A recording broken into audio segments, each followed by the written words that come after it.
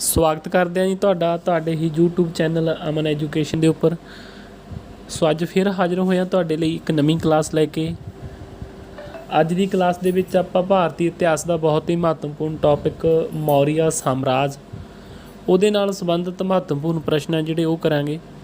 मौर्य साम्राज एक बहुत ही इंपॉर्टेंट जिहड़ा टॉपिक हैगा हर एक एग्जाम दे विच इहदे विचों 2 ਤੋਂ 4 क्वेश्चन है जिहड़े ओह पुछे जांदे ने। सो आप इस मौर्य साम्राज नूं 2 भागां दे विच जिहड़ी वीडियो है वो तैयार करांगे।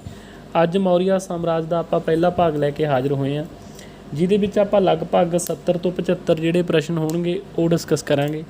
सो जिहड़े साथियों ने चैनल नूं सबसक्राइब नहीं कीता तां प्लीज़ चैनल नूं सबसक्राइब जरूर कर लिओ तां जो तुहानूं आउण वाले समय दीयां वीडियोज़ ने जिहड़ियां ओह सही समय ते मिलदियां रहण। ते इस वीडियो नूं वध तों वध लाइक कमेंट ते शेयर जरूर करिओ। सो देरी ना लाउंदे होए स्टार्ट करते हैं आप अज की क्लास। सो अज की क्लास का जिहड़ा फस्ट क्वेश्चन आ, मौर्य साम्राज किस वंश नूं खत्म करके होंद विच आया। हर एक प्रश्न के 4 ऑप्शन ने, आपां सिर्फ हर बार की तरह सिर्फ जिहड़ा करैक्ट आंसर होवेगा आपां उसे दी ही गल करनी आ। इस दे नाल आपां घट समय दे विच जिहड़े वध क्वेश्चन ने उन्हां नूं हैंडल कर सकांगे। फस्ट क्वेश्चन हैगा जी, मौर्य साम्राज किस वंश नूं खत्म करके होंद विच आउंदा है।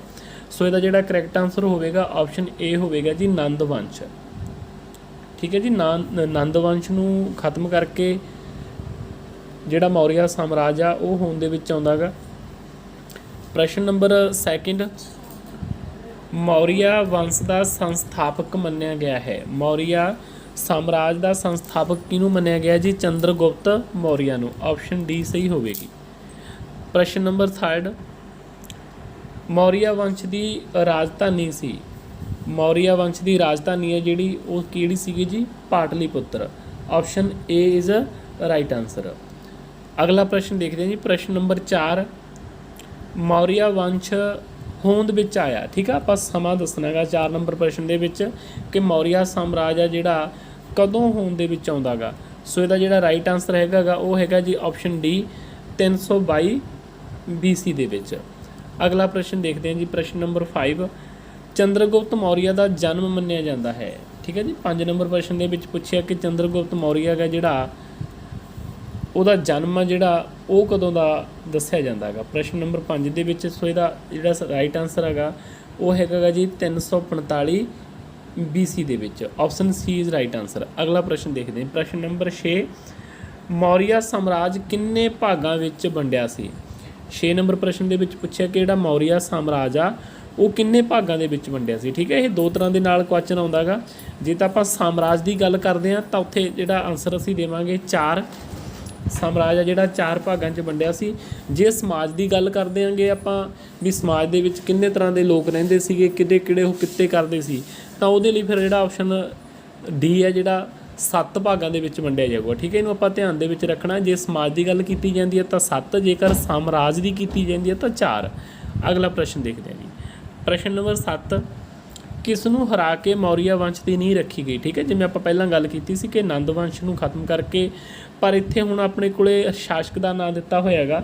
इहदे चों आपां इह दसना कि किहनूं हरा के जिहड़ा मौर्य वंश की स्थापना हुंदी है। तां जिहड़ा धनानंद आ जी ये नंद वंश का आखिरी शासक सीगा। इस तो बाद जिहड़ा मौर्य साम्राज आ वो होंद दे विच आउंदा गा। प्रश्न नंबर 8, चंद्रगुप्त मौर्य का शासन समा दसो। ठीक है, जिहड़ा चंद्रगुप्त मौर्य जी ने मौर्य साम्राज की नींह रखी आ तां जिहड़ा उहदा समा गा आपां ओह दसना गा। प्रश्न नंबर 8 दे विच option B is right answer होवेगा 322 तो 298 BC तक का समा। अगला प्रश्न देखते हैं जी, चंद्रगुप्त मौर्य साम्राज बनाउण विच मददगार। ठीक है, एक बड़ी ही महान शख्सियत है कि जो असीं इतिहास पढ़ते हैं इंडिया का, कौटल्या। ठीक है जी, कौटल्या। ऑप्शन ए है जिहड़ा वो सही आंसर हैगा। चंद्रगुप्त मौर्य की मदद करदा गा अपना मौर्य साम्राज नूं बनाउण दे विच कौन करदा गा, कौटल्या करदा गा जी। अगला प्रश्न, प्रश्न नंबर 10, प्रश्न नंबर 10 दे विच साडे कोल पुछया गया कि कौटल्या जाति नाल संबंधित सी। ठीक है, जिहड़ा कौटल्या ना किहड़ी जाति का सीगा ओह, तां इहदा आंसर होवेगा सी ब्राह्मण जाति नाल संबंध रखदा सीगा जी। इहदा नाम आ जिहड़ा इहनूं आपां चाणक्य भी कह दिंदे आ, चाणक्य दा पिंड सीगा। ठीक है, याद रखणियां ने गल्लां आपां। ते विष्णुगुप्त आ जिहड़ा इहदा असली नाम सीगा। ਤੇ ਕੌਟਲ ਸੀ ਜਿਹੜਾ ਇਹਨਾਂ ਦਾ ਉਹ ਵੰਸ਼ ਸੀਗਾ। ਅਗਲਾ ਪ੍ਰਸ਼ਨ ਦੇਖਦੇ ਹਾਂ ਜੀ। ਕੌਟਲਿਆ ਦੀ ਰਚਨਾ ਦੀ ਪਛਾਣ ਕਰੋ। ਕਾਫੀ ਇੰਪੋਰਟੈਂਟ ਪ੍ਰਸ਼ਨ ਹੈ ਜੀ, ਬਹੁਤ ਹੀ ਵਾਰ ਪ੍ਰਸ਼ਨ ਪੇਪਰਾਂ ਦੇ ਵਿੱਚ ਪੁੱਛਿਆ ਜਾਂਦਾ ਇਹ ਪ੍ਰਸ਼ਨ, ਚਾਹੇ ਉਸ ਰਚਨਾ ਦਾ ਨਾਮ ਦੇ ਕੇ ਪੁੱਛਿਆ ਜਾਂਦਾ ਉਹਦਾ ਲੇਖਕ ਕੌਣ ਆ, ਤੇ ਜਾਂ ਇੱਦਾਂ ਕੀਤਾ ਜਾਂਦਾ ਲੇਖਕ ਦਾ ਨਾਮ ਦੇ ਕੇ ਭਾਵ ਕੌਟਲਿਆ ਦਾ ਨਾਮ ਦੇ ਕੇ ਉਹਦੀ ਰਚਨਾ ਦਾ ਨਾਮ ਪੁੱਛਿਆ ਜਾਂਦਾ।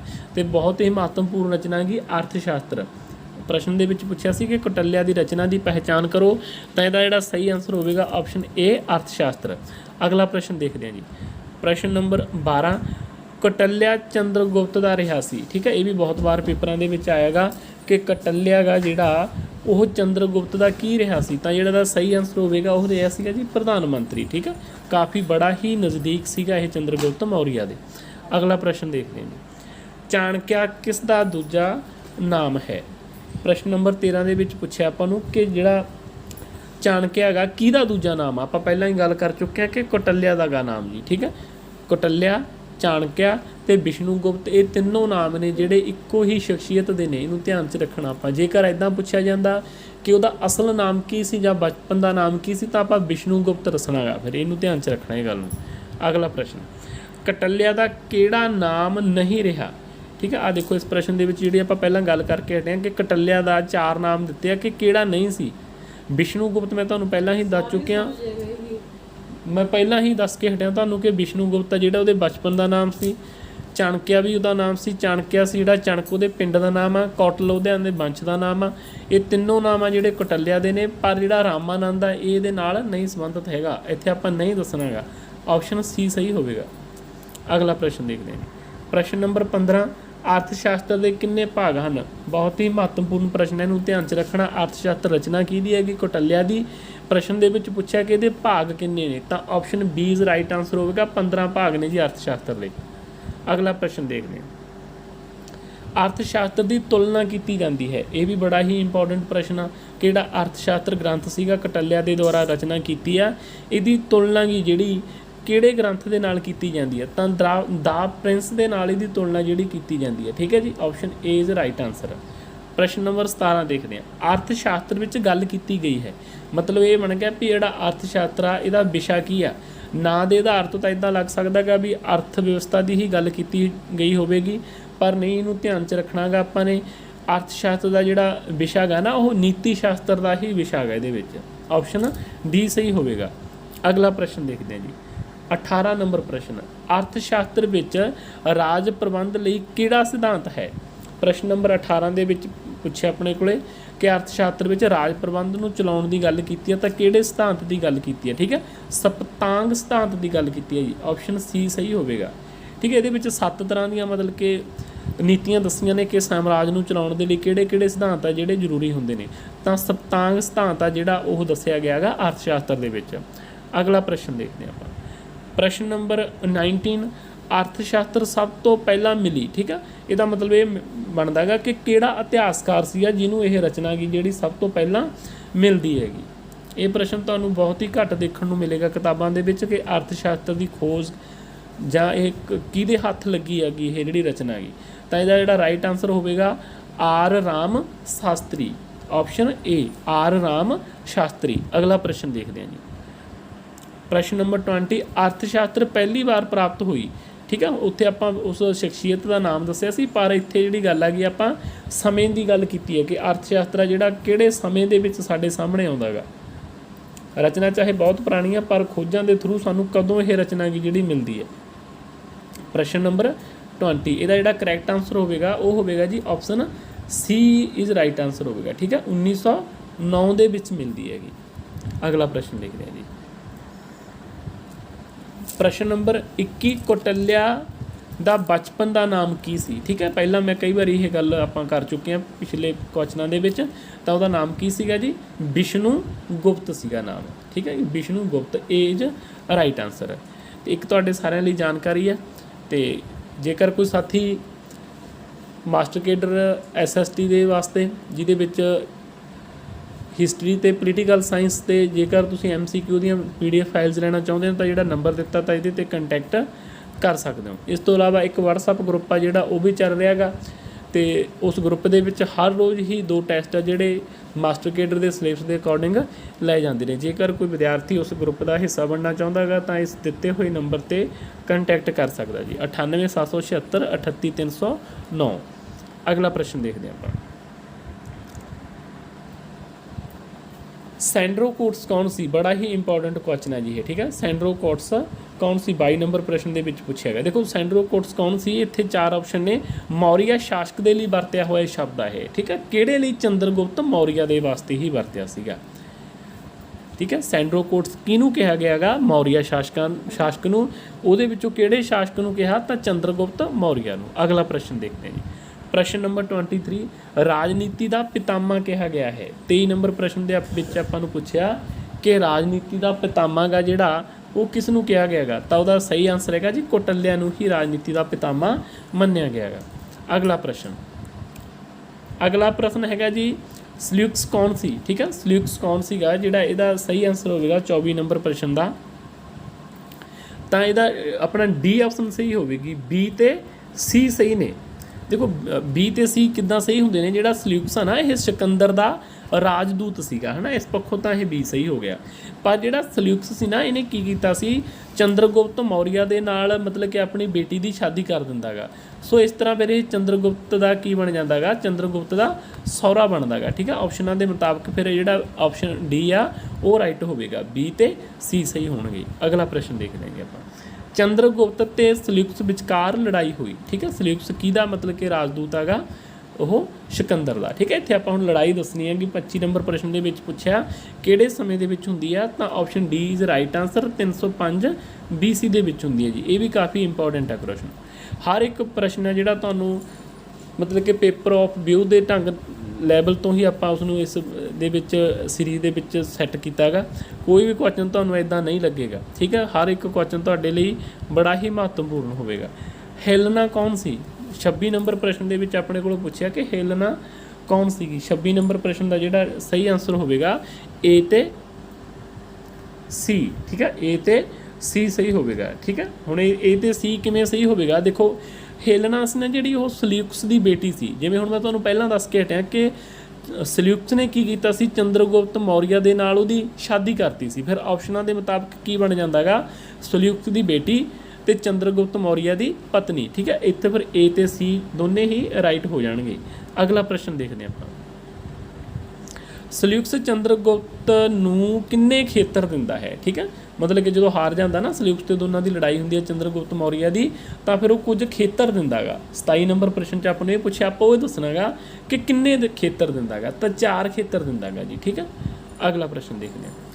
तो चंद्रगुप्त सल्यूकस नूं की भेंट करदा गा, ठीक है। फिर बाद दे विच चाहे उन्हां दा परिवारक संबंध बन जाते हैं, पर इत्थे आपां ये दसना गा कि चंद्रगुप्त सल्यूकस नूं की दिंदा, सल्यूकस तुहानूं 4 खेतर दे दिंदा, ते चंद्रगुप्त की दिंदा गा 28 नंबर प्रश्न के विच पुछया तां 500 हाथी, ठीक है जी। इसदा आंसर की होवेगा, option C is right answer.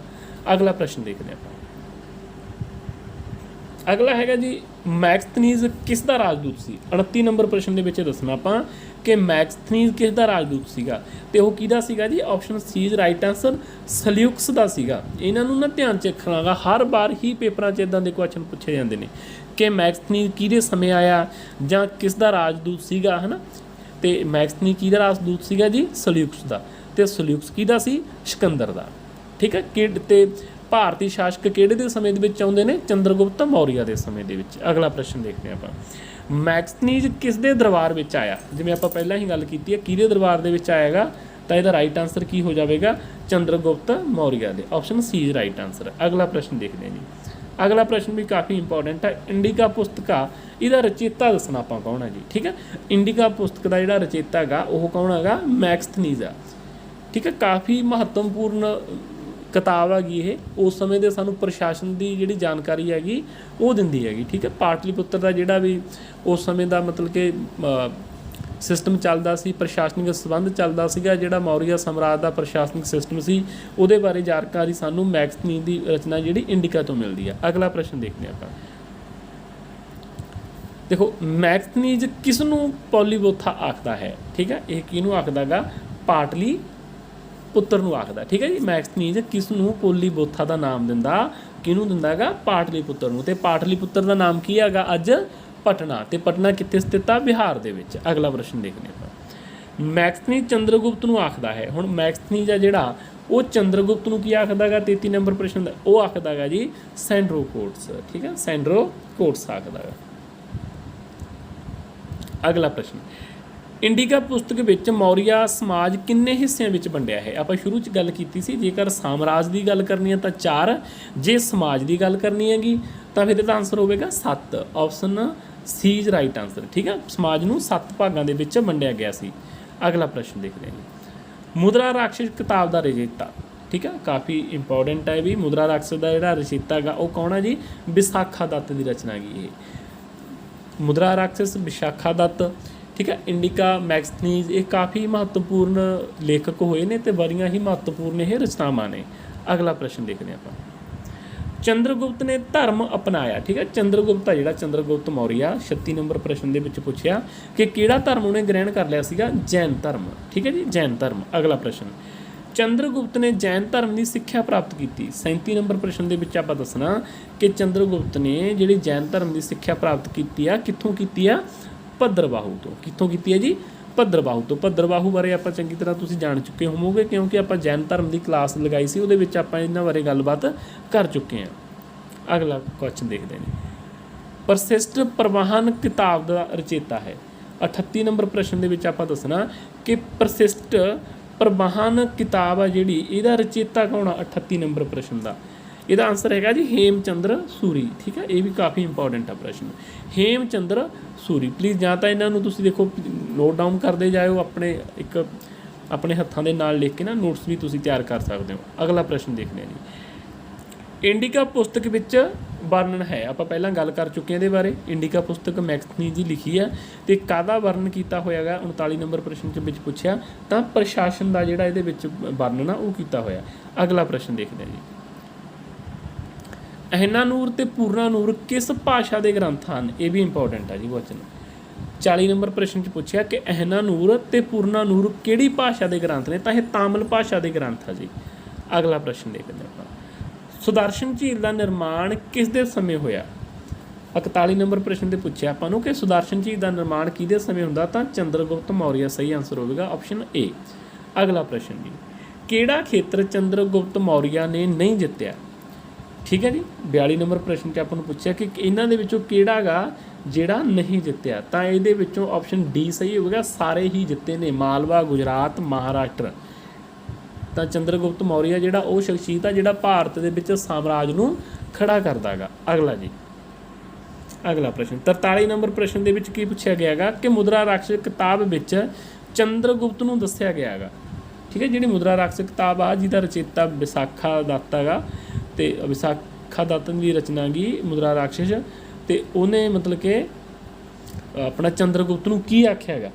ਤਾਂ ਇਹਦਾ ਸਹੀ ਆਨਸਰ ਹੋਵੇਗਾ ਸੂਦਰ ਦੱਸਦਾ ਹੈਗਾ ਜੀ ਉਹ। ਠੀਕ ਹੈ, ਜਿਹੜਾ ਮੁਦਰਾ ਰਾਖਸ਼ ਰਚਨਾ ਨਾ ਚੰਦਰਗੁਪਤ ਨੂੰ ਕਿਹੜੇ ਵੰਸ਼ ਤੋਂ ਦੱਸਿਆ ਗਿਆ ਹੈਗਾ ਵੀ ਕਿਹੜੇ ਵਰਗ ਨਾਲ ਸੰਬੰਧਿਤ ਸੀ? ਤਾਂ ਸ਼ੂਦਰ ਦੱਸਿਆ ਗਿਆ ਹੈਗਾ ਜੀ। ਅਗਲਾ ਪ੍ਰਸ਼ਨ ਦੇਖਦੇ ਆਪਾਂ, ਚੰਦਰਗੁਪਤ ਅਖੀਰ ਸਮੇਂ ਕਿੱਥੇ ਚਲਾ ਗਿਆ? ਤਾਂ ਉਹ ਕਿੱਥੇ ਚਲਾ ਗਿਆ ਸੀਗਾ ਜੀ ਆਪਣਾ ਜਦੋਂ ਉਹਦਾ ਅਖੀਰਲਾ ਸਮਾਂ ਹੁੰਦਾ? ਤਾਂ ਸਰਵਣ ਬੇਲਗੋਲਾ ਚਲਾ ਗਿਆ ਸੀ। Option C is right answer. Chandragupta ਨੇ ਕਿਸ ਵਰਤ ਵਿਧੀ ਦੁਆਰਾ ਜੀਵਨ ਤਿਆਗ ਕੀਤਾ? ਠੀਕ ਹੈ ਜੀ, ਕਿਹੜੀ? ਉਹ ਨਾ ਸਲੇਖਣਾ ਵਿਧੀ ਸੀਗੀ, ਮਤਲਬ ਕਿ ਭੁੱਖੇ ਰਹਿ ਕੇ ਆਪਣੇ ਆਪ ਨੂੰ ਖਤਮ ਕਰ ਲੈਣਾ। ਇਸ ਪ੍ਰਸ਼ਨ ਨੂੰ ਕਈ ਢੰਗਾਂ ਨਾਲ ਪੁੱਛਿਆ ਜਾ ਸਕਦਾ ਕਿ ਚੰਦਰਗੁਪਤ ਨੇ ਕਿਸ ਵਰਤ ਵਿਧੀ ਦੁਆਰਾ ਜੀਵਨ ਤਿਆਗ ਕੀਤਾ? ਸਲੇਖਣਾ ਵਿਧੀ। ਤੇ ਜਾਂ ਇੱਦਾਂ ਵੀ ਪੁੱਛਿਆ ਜਾ ਸਕਦਾ ਪ੍ਰਸ਼ਨ ਦੇ ਵਿੱਚ ਕਿ ਸਲੇਖਣਾ ਵਿਧੀ ਕੀ ਚੀਜ਼ ਆ? ਇਹ ਵਰਤ ਦੀ ਵਿਧੀ ਹੈ। ਕੀ ਕੀਤਾ ਜਾਂਦਾ ਇਹਦੇ ਵਿੱਚ? ਆਪਣੇ ਆਪ ਨੂੰ ਭੁੱਖਾ ਰੱਖ ਕੇ ਸਰੀਰ ਨੂੰ ਕਸ਼ਟ ਦੇ ਕੇ ਆਪਣੇ ਆਪ ਨੂੰ ਖਤਮ ਕਰ ਲਿਆ ਜਾਂਦਾ ਹੈਗਾ। ਅਗਲਾ ਪ੍ਰਸ਼ਨ ਜੀ, ਚੰਦਰਗੁਪਤ ਨੇ ਆਪਣਾ ਸਰੀਰ ਤਿਆਗਿਆ। 46 ਨੰਬਰ ਪ੍ਰਸ਼ਨ ਦੇ ਵਿੱਚ ਆਪਾਂ ਇਹਦਾ ਸਹੀ ਆਨਸਰ ਕੀ ਦੇਵਾਂਗੇ? ਤਾਂ ਇਹਦਾ ਰਾਈਟ ਆਨਸਰ ਕਿਹੜਾ ਹੋਵੇਗਾ ਜੀ? ਬੀ। 297-98 BC ਦੇ ਲਗਭਗ ਆ ਜਿਹੜਾ ਚੰਦਰਗੁਪਤ ਮੌਰੀਆ ਦੀ ਮੌਤ ਆ ਜਿਹੜੀ ਉਹ ਹੋ ਜਾਂਦੀ ਹੈ। ਅਗਲਾ ਪ੍ਰਸ਼ਨ ਜੀ, 47 ਨੰਬਰ ਪ੍ਰਸ਼ਨ, ਚੰਦਰਗੁਪਤ ਨੇ ਆਪਣਾ ਉੱਤਰਾਧਿਕਾਰੀ ਬਣਾਇਆ। 47 ਨੰਬਰ ਪ੍ਰਸ਼ਨ 'ਚ ਆਪਾਂ ਦੱਸਾਂਗੇ ਕਿ ਚੰਦਰਗੁਪਤ ਦਾ ਜਿਹੜਾ ਉੱਤਰਾਧਿਕਾਰੀ ਸੀ ਕੌਣ ਸੀ? ਬਿੰਦੂਸਾਰ ਸੀਗਾ ਜੀ। ਠੀਕ ਹੈ, Bindusara. Option D is right answer ਹੋਵੇਗਾ। ਅਗਲਾ ਪ੍ਰਸ਼ਨ, ਬਿੰਦੂਸਾਰ ਦੇ ਸਮੇਂ ਭਾਰਤ ਤੇ ਯੂਨਾਨ ਦੇ ਸੰਬੰਧ ਸੀਗੇ। ਕਿੱਦਾਂ ਦੇ ਸੰਬੰਧ ਸੀਗੇ ਜੀ? ਬਿੰਦੂਸਾਰ ਦੇ ਸਮੇਂ ਭਾਰਤ ਦੇ ਜਿਹੜੇ ਯੂਨਾਨ ਦੇ ਨਾਲ ਸੰਬੰਧ ਨੇ ਨਾ ਉਹ ਕਿੱਦਾਂ ਦੇ ਨੇ? ਤਾਂ ਉਹ ਮਿੱਤਰਤਾ ਵਾਲੇ ਸੀਗੇ, ਠੀਕ ਹੈ, ਵਧੀਆ ਸੰਬੰਧ ਸੀਗੇ ਜੀ ਜਨਾਨ ਦੇ ਨਾਲ। B is right answer. ਅਗਲਾ ਪ੍ਰਸ਼ਨ, ਭੱਦਰਮਾਰ ਕਿਹਾ ਗਿਆ ਹੈ, ਠੀਕ ਹੈ, 49 ਨੰਬਰ ਪ੍ਰਸ਼ਨ ਦੇ ਵਿੱਚ, 49 ਨੰਬਰ ਪ੍ਰਸ਼ਨ ਦੇ ਵਿੱਚ ਕਿਹਨੂੰ ਕਿਹਾ ਗਿਆ ਹੈਗਾ ਭੱਦਰਮਾਰ? ਤਾਂ ਬਿੰਦੂਸਾਰ ਨੂੰ ਕਿਹਾ ਗਿਆ ਹੈਗਾ ਜੀ। ਅਗਲਾ ਪ੍ਰਸ਼ਨ ਦੇਖਦੇ ਆਪਾਂ, ਬਿੰਦੂਸਾਰ ਗੱਦੀ ਤੇ ਬੈਠਦਾ ਹੈ, ਠੀਕ ਹੈ, ਬਿੰਦੂਸਾਰ ਦਾ ਜਿਹੜਾ ਸਮਾਂ ਹੈਗਾ ਨਾ ਬੈਠਣ ਦਾ, 50 ਨੰਬਰ ਪ੍ਰਸ਼ਨ 'ਚ ਆਪਾਂ ਦੱਸਣਾ 97-98 ਦੇ ਵਿੱਚ ਜਦੋਂ ਚੰਦਰਗੁਪਤ ਮੌਰੀਆ ਦੀ ਮੌਤ ਹੋ ਜਾਂਦੀ ਹੈ ਤਾਂ ਉਸ ਤੋਂ ਬਾਅਦ ਜਿਹੜਾ ਬਿੰਦੂਸਾਰ ਆ ਉਹ ਗੱਦੀ ਤੇ ਬਹਿੰਦਾ 298 BC ਦੇ ਵਿੱਚ। Is right answer. ਅਗਲਾ ਪ੍ਰਸ਼ਨ, ਬਿੰਦੂਸਾਰ ਨੂੰ ਵਿਜੇਤਾ ਕਿਹਾ ਗਿਆ ਹੈ, ਠੀਕ ਹੈ, ਕਾਹਦਾ ਵਿਜੇਤਾ ਕਿਹਾ ਗਿਆ ਉਹਨੂੰ? 16 ਰਾਜਾਂ ਦਾ ਵਿਜੇਤਾ ਕਿਹਾ ਗਿਆ ਹੈਗਾ ਜੀ। ਸੀ ਇਜ਼ ਰਾਈਟ ਆਂਸਰ ਹੋਵੇਗਾ। ਅਗਲਾ ਪ੍ਰਸ਼ਨ, ਐਂਟੀਓਕਸ ਕੌਣ ਸੀ? ਠੀਕ ਹੈ, ਇੱਦਾਂ ਦੇ ਨਾਮ ਆ ਸਾਨੂੰ ਪੇਪਰਾਂ 'ਚ ਦੇਖਣ ਨੂੰ ਮਿਲ ਜਾਂਦੇ ਹੁੰਦੇ ਨੇ, ਧਿਆਨ 'ਚ ਰੱਖਣੇ ਅਸੀਂ। ਇਹ ਐਂਟੀਓਕਸ ਕਿਹਨੂੰ ਕਿਹਾ ਗਿਆ ਹੈਗਾ? ਤਾਂ ਇਹ ਸੀਰੀਆ ਦਾ ਰਾਜਾ ਸੀਗਾ ਜੀ, ਠੀਕ ਹੈ। ਐਂਟੀਓਕਸ ਕੌਣ ਸੀ? ਸੀਰੀਆ ਦਾ ਰਾਜਾ।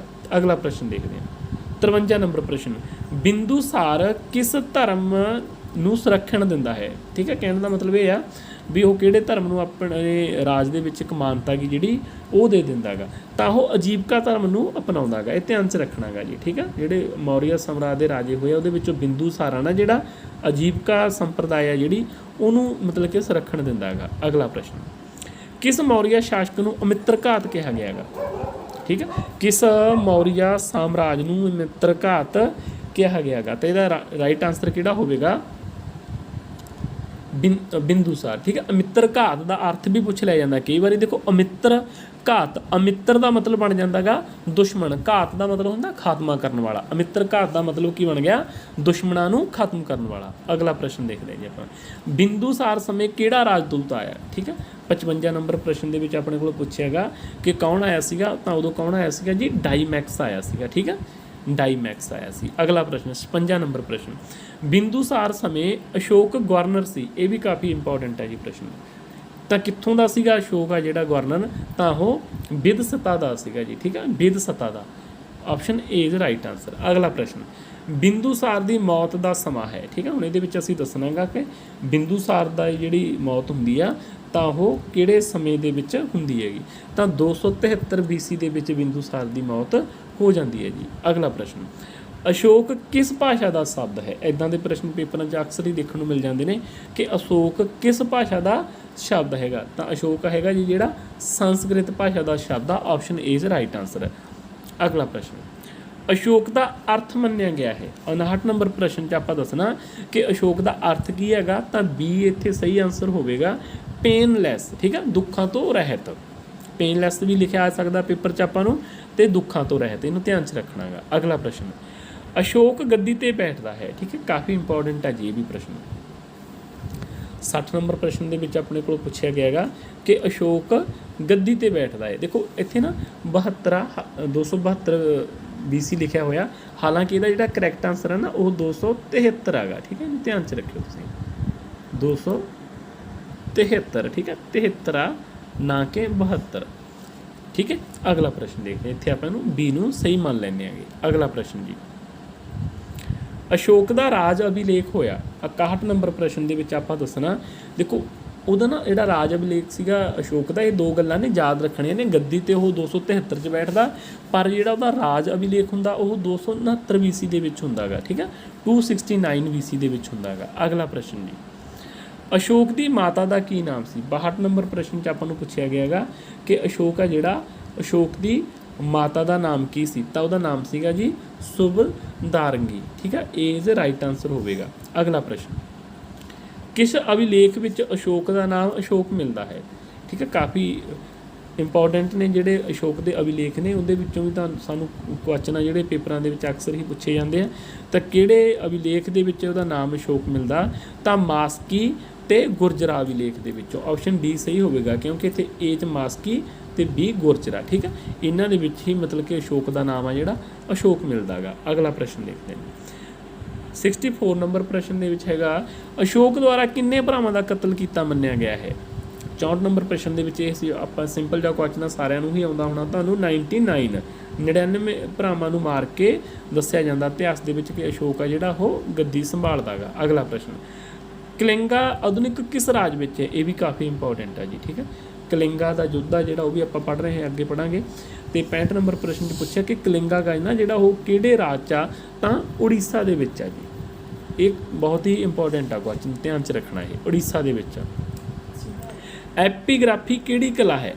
66 ਨੰਬਰ ਪ੍ਰਸ਼ਨ ਦੇ ਵਿੱਚ ਸਾਨੂੰ ਪੁੱਛਿਆ ਕਿ ਜਿਹੜੀ ਐਪੀਗ੍ਰਾਫੀ ਹੈ ਨਾ ਕਿਹੜੀ ਕਲਾ ਨੂੰ ਕਿਹਾ ਗਿਆ ਹੈਗਾ, ਤਾਂ ਸਿਲਾਲੇਖਾਂ ਦਾ ਜਿਹੜਾ ਅਧਿਐਨ ਆ ਨਾ ਉਹ ਐਪੀਗ੍ਰਾਫੀ ਦੇ ਵਿੱਚ ਕੀਤਾ ਜਾਂਦਾ ਗਾ, ਸਿਲਾਲੇਖਾਂ ਦਾ ਅਧਿਐਨ। ਅਗਲਾ ਪ੍ਰਸ਼ਨ, ਕਲਿੰਗਾ ਦਾ ਯੁੱਧ ਕਿਸ ਬਰੇ ਹੋਇਆ, ਮਤਲਬ ਕਿ ਕਿਹੜੇ ਸਾਲ ਹੁੰਦਾ ਗਾ? ਇਹ ਵੀ ਬਹੁਤ ਹੀ ਇੰਪੋਰਟੈਂਟ ਆ ਜੀ ਕੁਐਸਚਨ, ਇਹਨੂੰ ਧਿਆਨ 'ਚ ਰੱਖਿਓ ਇਹਨਾਂ ਨੂੰ ਤੁਸੀਂ, ਕਾਫੀ ਇੰਪੋਰਟੈਂਟ ਆ ਇਹ। ਤਾਂ 261 BC ਦੇ ਵਿੱਚ, ਠੀਕ ਹੈ, ਜਦੋਂ ਉਹਦਾ ਰਾਜ ਅਭਿਲੇਖ ਹੁੰਦਾ ਨਾ 269 'ਚ, ਤਾਂ ਉਸ ਤੋਂ 8 ਸਾਲਾਂ ਤੋਂ ਬਾਅਦ ਜਿਹੜਾ ਕਲਿੰਗਾ ਦਾ ਯੁੱਧ ਹੁੰਦਾ ਗਾ ਜੀ। ਅਗਲਾ ਪ੍ਰਸ਼ਨ ਦੇਖਦੇ ਹਾਂ, ਕਲਿੰਗਾ ਦਾ ਰਾਜਾ ਸੀ, ਠੀਕ ਹੈ, ਹੁਣ ਜਦੋਂ ਯੁੱਧ ਦੀ ਗੱਲ ਕਰ ਲਈ ਆਪਾਂ, ਤਾਂ ਫਿਰ ਉੱਥੋਂ ਦਾ ਰਾਜਾ ਕੌਣ ਹੋਵੇਗਾ, ਤਾਂ ਉਹਦਾ ਨਾਮ ਕੌਣ ਸੀਗਾ ਜੀ? Kharavela. Option B is right answer ਹੋਵੇਗਾ 68 ਦਾ, ਕੌਣ ਸੀ? ਖਾਰੇਵਾਲ। ਅਗਲਾ ਪ੍ਰਸ਼ਨ, ਅਸ਼ੋਕ ਦੇ ਹੋਰ ਨਾਮ ਮੰਨੇ ਗਏ ਹਨ, ਠੀਕ ਹੈ, ਅਸ਼ੋਕ ਨੂੰ ਮਤਲਬ ਕਿ ਹੋਰ ਨਾਵਾਂ ਨਾਲ ਵੀ ਜਾਣਿਆ ਗਿਆ ਹੈ। ਤਾਂ ਇੱਥੇ ਜਿਹੜੇ ਅਸ਼ੋਕਾ ਦਾ ਗ੍ਰੇਟ, ਇਹ ਵੀ ਸਾਨੂੰ ਪਤਾ ਵੀ ਅਸ਼ੋਕ ਨੂੰ ਕਹਿ ਦਿੰਦੇ ਆਪਾਂ ਨਾ, ਪ੍ਰਿਯਦਰਸ਼ੀ ਤੇ ਦੇਵਨਾਸ ਪ੍ਰਿਯ, ਤਾਂ ਚਾਰੇ ਮਤਲਬ ਕਿ ਜਿਹੜੇ ਤਿੰਨੇ ਆਪਸ਼ਨ ਨੇ ਸਹੀ ਹੋਣਗੇ। ਇੱਥੇ ਆਪਸ਼ਨ ਡੀ ਅਸੀਂ ਸਹੀ ਮੰਨ ਲਵਾਂਗੇ। ਅਗਲਾ ਪ੍ਰਸ਼ਨ, ਅਸ਼ੋਕ ਨੇ ਧਰਮ ਅਪਣਾਇਆ, ਅਸ਼ੋਕ ਨੇ ਕਿਹੜਾ ਧਰਮ ਅਪਣਾਇਆ ਗਾ ਜੀ? 70 ਨੰਬਰ ਪ੍ਰਸ਼ਨ ਦੇ ਵਿੱਚ ਸਾਡੇ ਕੋਲ ਪੁੱਛਿਆ ਜਾ ਰਿਹਾ ਹੈਗਾ ਕਿ ਅਸ਼ੋਕ ਨੇ ਕਿਹੜਾ ਧਰਮ ਅਪਣਾਇਆ, ਤਾਂ ਬੁੱਧ ਧਰਮ, ਠੀਕ ਹੈ। ਬੁੱਧ ਇੱਦਾਂ ਵੀ ਪੁੱਛ ਲਿਆ ਜਾਂਦਾ ਗਾ ਕਿ ਬੁੱਧ ਧਰਮ ਦਾ ਜਿਹੜਾ ਪ੍ਰਸਾਰ ਹੁੰਦਾ ਗਾ ਭਾਰਤ ਤੋਂ ਬਾਹਰ ਹੁੰਦਾ ਚਾਹੇ ਭਾਰਤ ਦੇ ਵਿੱਚ ਹੁੰਦਾ ਗਾ, ਕਿਹੜੇ ਸ਼ਾਸਕ ਦੇ ਸਮੇਂ ਵੱਧ ਹੁੰਦਾ, ਤਾਂ ਅਸ਼ੋਕ ਦੇ ਸਮੇਂ ਹੁੰਦਾ ਗਾ ਜੀ, ਠੀਕ ਹੈ। ਅਸ਼ੋਕ ਨੇ ਕਿਹੜਾ ਧਰਮ ਅਪਣਾਇਆ? ਬੁੱਧ ਧਰਮ। ਸੋ ਇਹ ਸੀਗਾ ਜੀ ਆਪਣੀ ਅੱਜ ਦੀ ਵੀਡੀਓ ਦਾ ਇਹ ਲਾਸਟ ਪ੍ਰਸ਼ਨ। ਸੋ ਅੱਜ ਦੀ ਵੀਡੀਓ ਦੇ ਵਿੱਚ ਆਪਾਂ ਮੌਰੀਆ ਸਾਮਰਾਜ ਦੇ ਪਹਿਲੇ ਭਾਗ ਦੇ ਵਿੱਚ 70 ਜਿਹੜੇ ਮਹੱਤਵਪੂਰਨ ਪ੍ਰਸ਼ਨ ਆ ਉਹ ਕੀਤੇ ਨੇ। ਸੋ ਭਾਗ ਦੂਜੇ ਦੇ ਵਿੱਚ ਵੀ ਆਪਾਂ ਜਿਹੜੇ ਰਹਿੰਦੇ ਪ੍ਰਸ਼ਨ ਨੇ ਉਹ ਭਾਗ ਨਵਾਂ ਇੱਕ ਤਿਆਰ ਕਰਾਂਗੇ, ਭਾਗ 2, ਅਤੇ ਬਾਕੀ ਪ੍ਰਸ਼ਨ ਤੁਹਾਨੂੰ ਅਗਲੀ ਵੀਡੀਓ ਦੇ ਵਿੱਚ ਕਰਵਾਵਾਂਗੇ। ਸੋ ਇਸ ਵੀਡੀਓ ਨੂੰ ਪਲੀਜ਼ ਵੱਧ ਤੋਂ ਵੱਧ ਲਾਈਕ, ਸ਼ੇਅਰ ਅਤੇ ਕਮੈਂਟ ਜ਼ਰੂਰ ਕਰਿਓ, ਅਤੇ ਚੈਨਲ ਨੂੰ ਜ਼ਰੂਰ ਸਬਸਕ੍ਰਾਈਬ ਕਰ ਲਿਓ, ਹੈ ਨਾ, ਤਾਂ ਜੋ ਤੁਹਾਨੂੰ ਆਉਣ ਵਾਲੇ ਸਮੇਂ ਦੀਆਂ ਵੀਡੀਓਜ਼ ਨੇ ਉਹ ਮਿਲਦੀਆਂ ਰਹਿਣ। ਅਤੇ ਆਉਣ ਵਾਲੇ ਸਮੇਂ ਦੇ ਵਿੱਚ ਫਿਰ ਇੱਕ ਜਲਦੀ ਹੀ ਤੁਹਾਡੇ ਲਈ ਇੱਕ ਨਵੀਂ ਵੀਡੀਓ ਲੈ ਕੇ